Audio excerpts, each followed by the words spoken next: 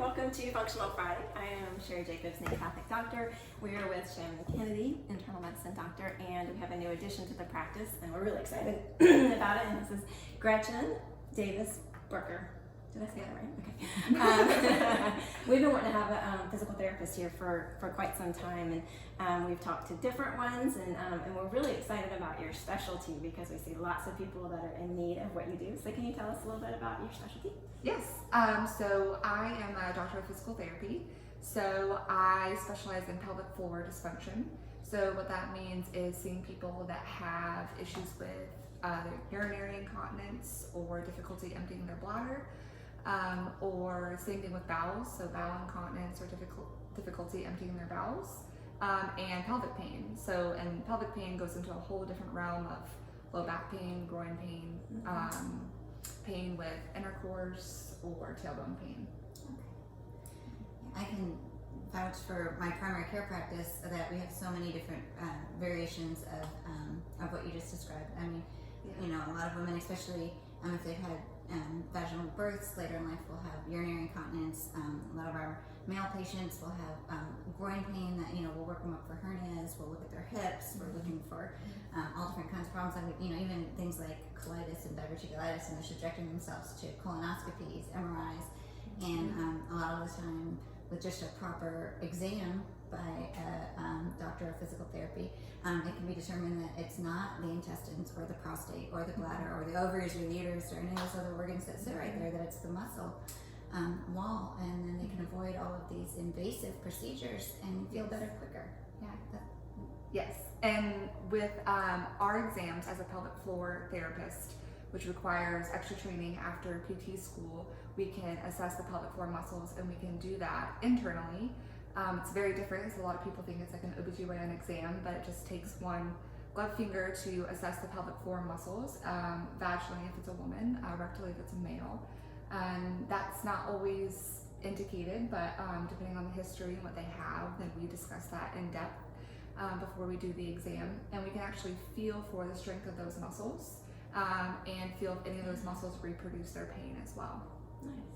I'm sure there are times where you might receive a referral and you might examine and then determine, no, this is your prostate or this is an OBGYN matter, and then as a doctor, you're able to refer on from there. And I think that's important to note that in this medical practice that, you know, it's a professional place. I think some people are hesitant to have that exam done by somebody besides their urologist or their gynecologist or their primary care doctor. But it's what you do for a living, and you're trained as a doctor in that area, and I think that's so important. Yes. Yes. And, you know, a lot of people say if they have really weak muscles, that it's a bad thing, but I always tell people, well, that means that there's something to work on, and it is the pelvic floor causing the issue.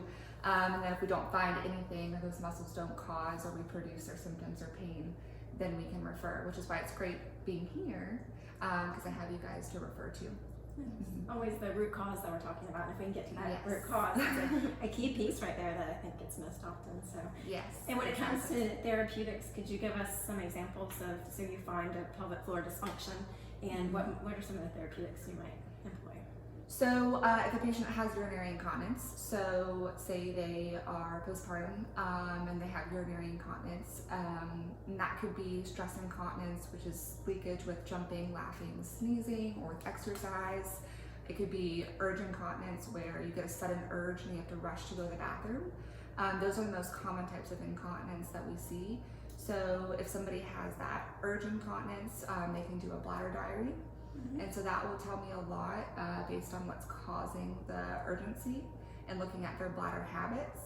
And then based on that, with the leakage part would be a pelvic exam. So that would be that vaginal exam and looking what their pelvic floor strength is. So there's 5 grades of strength. So say they come in and they are grade 2 out of 5, which is pretty weak. Then I would work on making sure they know how to contract their pelvic floor, which we know is a Kegel, but a lot of people don't do them correctly. So making sure they do that correctly, and then applying it to the activity they have leakage in. So say it's a woman that has leakage with jumping, and she wants to be able to go back to her exercise class and do jumping jacks or jump rope. Then we would progress her strengthening program to make it specific to building up her strength and coordination with jumping. Perfect. Yep. Very nice. Yeah.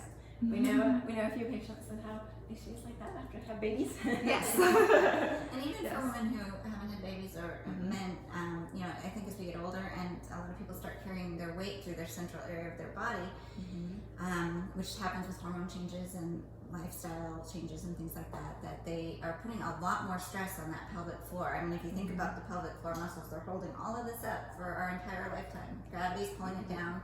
Yes. And we put a little more weight on there, and stuff starts getting weak. And so we really need to work on those pelvic floor muscles. And in addition to the pelvic floor, the lower back pain, sciatica, that kind of stuff, and groin pain, like hip pain, can often be related to those muscles as well. So, Absolutely, yeah, especially with males.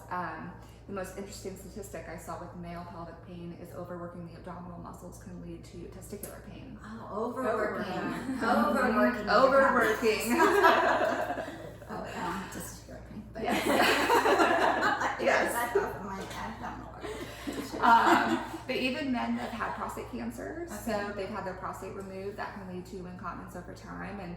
And men, you know, always don't think they have a pelvic floor, but they do. It's the same muscles that women have, and they can contract those muscles and control their incontinence. And I'll guarantee men are not as in tune with their pelvic girdle as females are. Exactly. Yes, and not as willing to talk about it. Yes. Right. Yes, exactly. And the other thing that you mentioned with holding a lot of pressure down through the pelvis, I see a lot with chronic pelvic pain can be due to anxiety. So if you have a lot of anxiety and you hold a lot of your stress in your pelvis, you're constantly clenching. Like me, I hold a lot of my stress in my shoulders. Yeah. So I'm constantly tight up here, but a lot of people hold it in their pelvis. That can be important too for people of all ages when they begin to have or always have had pain with intercourse or aren't able to enjoy intercourse for various reasons. And so that's even a really good reason, since it can be a very important part of many people's lives to seek a therapist like you that can help make that part of their lives a little bit more enjoyable. And with that, if you're anticipating pain, that always makes us clench a little bit more, and that can create a deep pain cycle that's hard to break. Yeah.